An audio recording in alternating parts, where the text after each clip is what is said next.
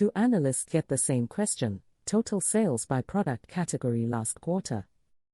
One writes a simple query in 5 minutes. The other fights confusing tables for 2 days, and still isn't sure the numbers are right. The difference isn't skill. It's how the data was modeled. Today you'll learn schema design and dimensional modeling.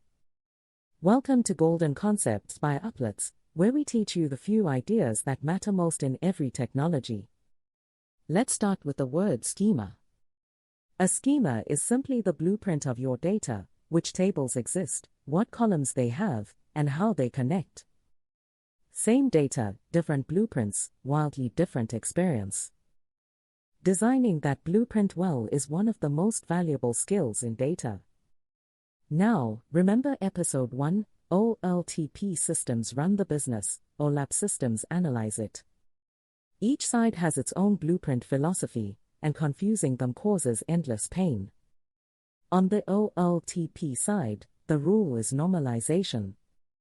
Break data into many small tables so every fact is stored exactly once.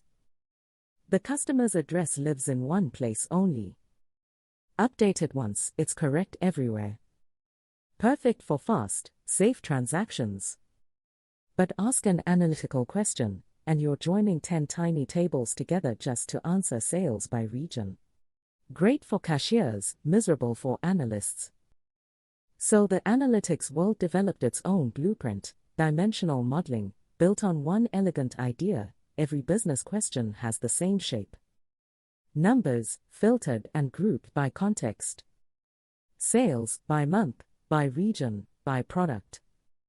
Clicks, by page, by country. Numbers and context, that's it. So you store them that way. 2 kinds of tables. Fact tables hold the numbers, the measurements of business events. Each row is one event, one sale, one click, one shipment with figures like amount and quantity. Fact tables are long, millions or billions of rows. Dimension tables hold the context: the who, what, where, when. A product table with names and categories. A customer table with locations. A date table with months, quarters, and holidays. Dimensions are wide and descriptive, but short: thousands of rows, not billions. Draw it, the fact table in the center, dimensions around it, each connected by a simple link. It looks like a star, so it's called the star schema, the most successful design pattern in the history of analytics. Why does it win? Every question becomes the same simple recipe: take the fact table, join the dimensions you need, filter, group, sum, done. Analysts learn the model in an hour.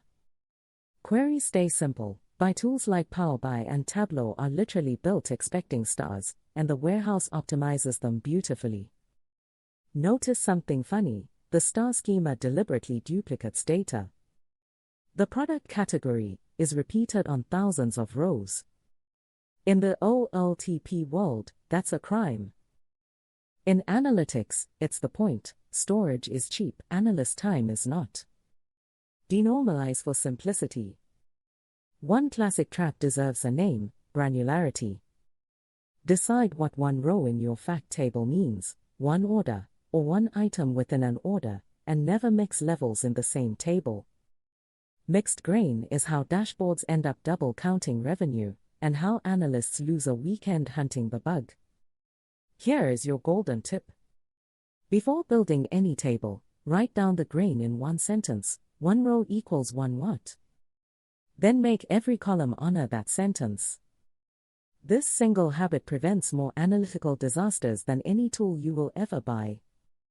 Let's wrap up with the golden concept in one line. Normalize for transactions, but model analytics as a star. Facts hold the numbers, dimensions hold the context, and a clearly declared grain keeps every number trustworthy. Next in Golden Concepts, partitioning and indexing: why one query takes 2 seconds and the identical query takes 2 hours, and how to make big data fast and cheap. Subscribe to Uplatz and master the concepts that matter.